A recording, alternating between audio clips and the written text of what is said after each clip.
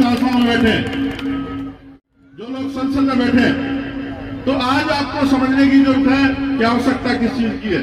आप धार्मिक रूप से कितना भी इकट्ठा हो जाओ, इनका फर्क नहीं पड़ने वाला। जो लोग हुक्मरान बैठे हैं दिल्ली की कुर्सियों पे, आप सामाजिक रूप से कितना भी इकट्ठा हो जाओ, इनको फर्क नहीं पड़ने वाला। ये मान्यवर साहब काशीराम कहते थे, मैं नहीं कह रहा।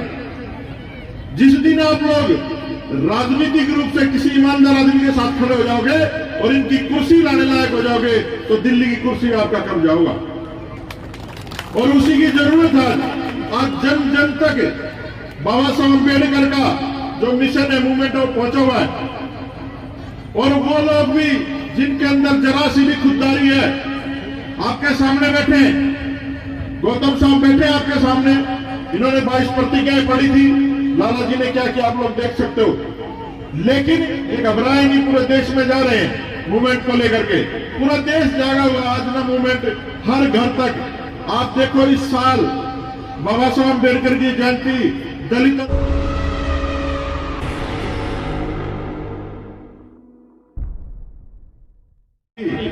इतना बढ़िया आयोजन किसी और ने किया होगा।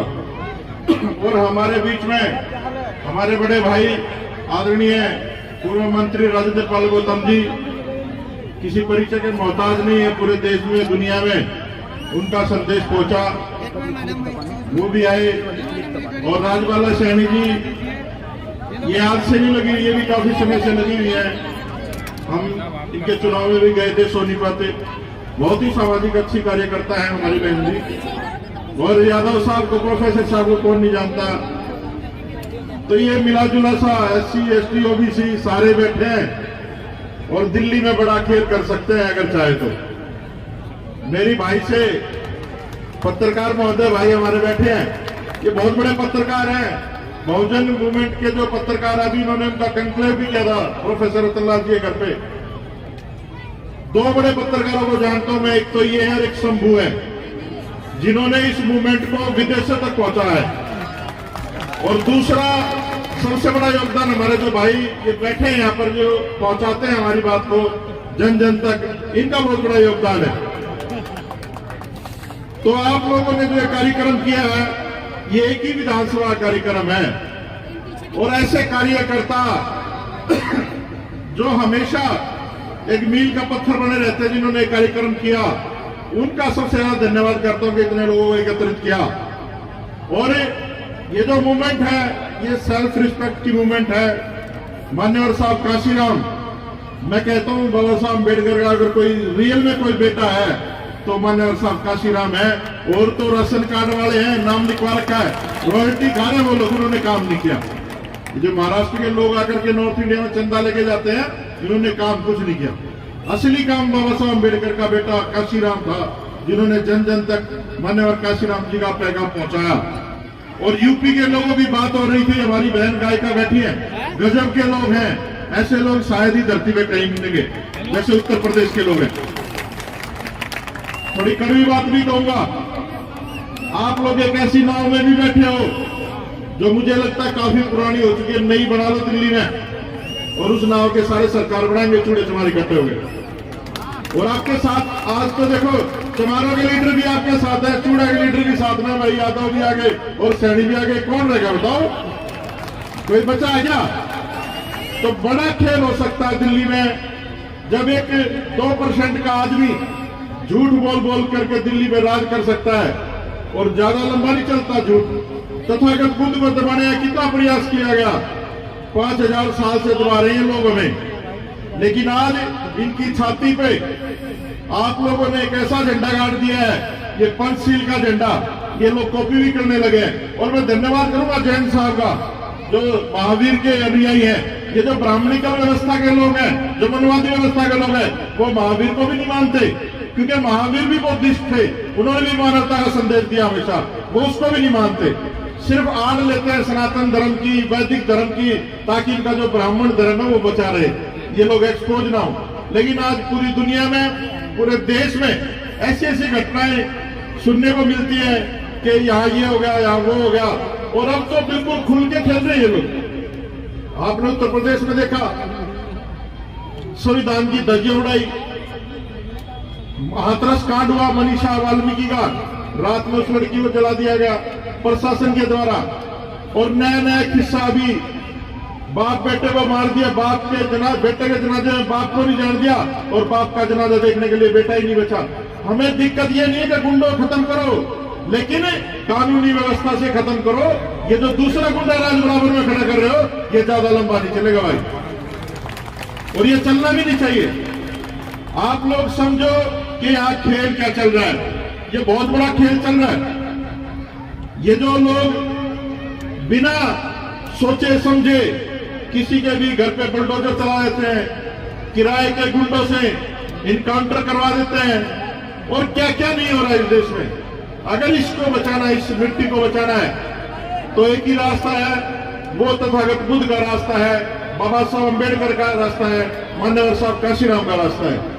और एक और बात मैं आप लोगों से कहना चाहता हूं, आप लोग जागरूक लोगों जो यहाँ पर आए हैं, नहीं तो लोग बाबा साहब के कार्यक्रम में बड़ा कम आते हैं, और वो लोग कम आते हैं जिनको बाबा साहब की वजह से अच्छी व्यवस्था मिली, जिनके घरों में एसी, गाड़ियां और अच्छे अच्छे उनको पोशाक मिली पहनने के लिए, अच्छे अच्छे पदार्थ मिले खाने के लिए।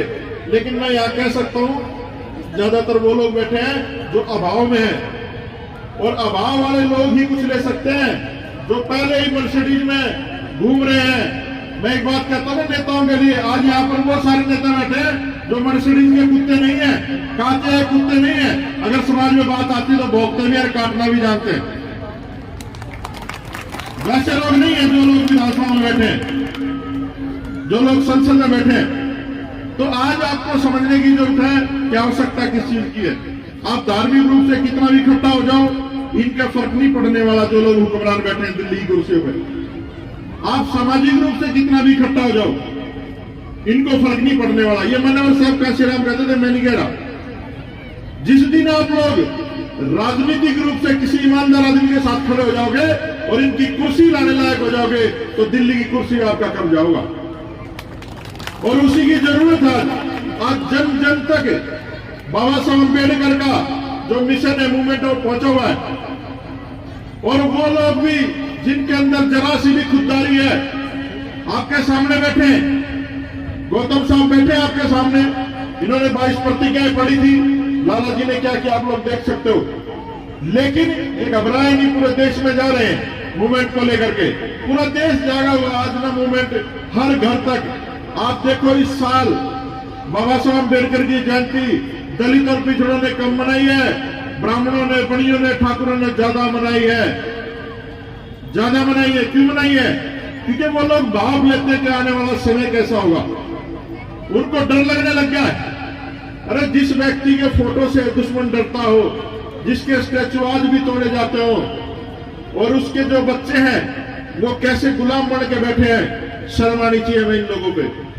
ये जो नई नई कंपनियां रोज खुल रही है राजनीति में, चाहे वो कांग्रेस हो, भाजपा हो, आम आदमी पार्टी हो, जितनी भी है प्राइवेट लिमिटेड कंपनियां खुली हुई हैं, हमारे लोग सिर्फ नौकरी कर सकते हैं, इनकी औकात नहीं है राजनीति करने की।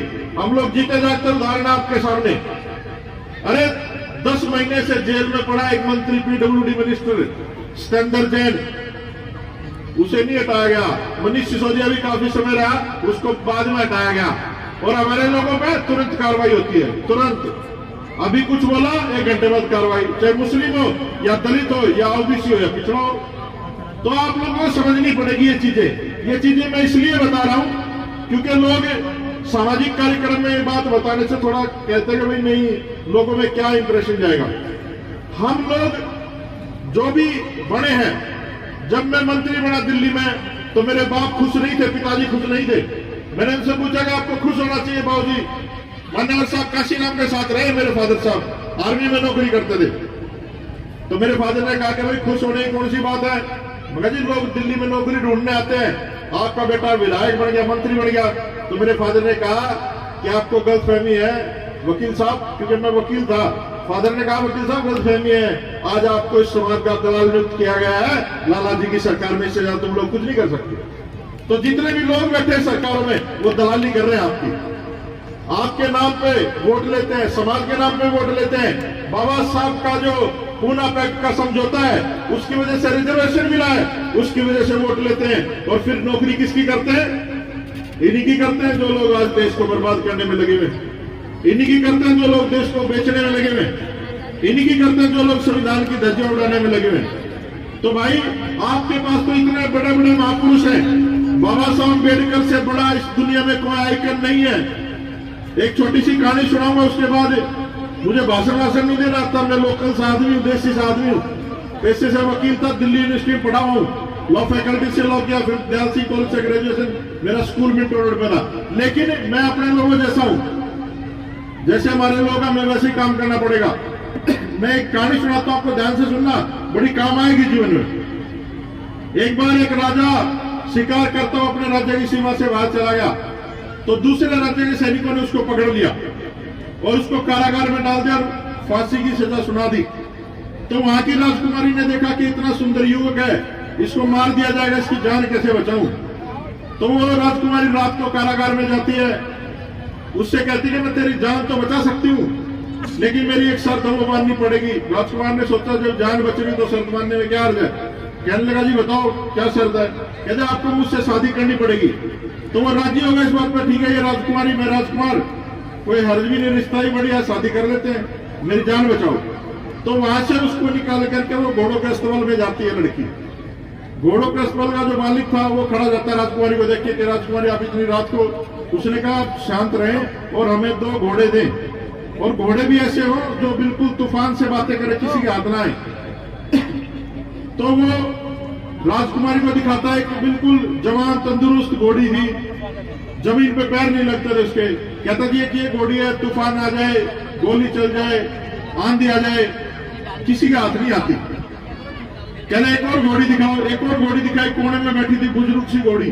ध्यान से सुनना आप लोग, काम की बात है। तो उसने कहा जी कि ये घोड़ी है, ये भी बड़ी तेज दर्राट है। तो उसने पूछा कीमत क्या है इनकी। तो उसने बताया कि जवान घोड़ी की जो कीमत है वो 50,000 है और बूढ़ी घोड़ी की कीमत 1 लाख है।